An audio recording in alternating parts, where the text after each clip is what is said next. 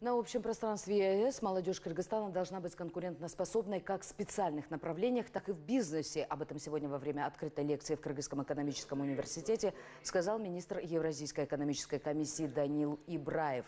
Он рассказал студентам об интеграционных процессах, о том, каким образом Кыргызстан стал полноправным членом Евразийского экономического союза, о глобальных вызовах и о том, как реагирует Союз на эти вызовы. На сегодняшний день Данил Ибраев курирует сферы энергетики, транспорта и инфраструктуры.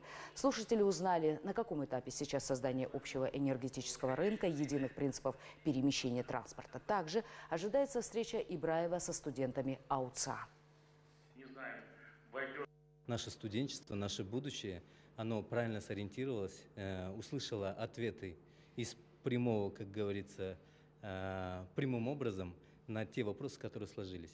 Я уверен, что связанные интеграционные вопросы, каким образом структурируется Евразийская экономическая комиссия, как идет взаимодействие тех решений, которые принимаются на площадке комиссии, чтобы инициативные студенты, лучшие студенты могли действительно понять и быть конкурентоспособными.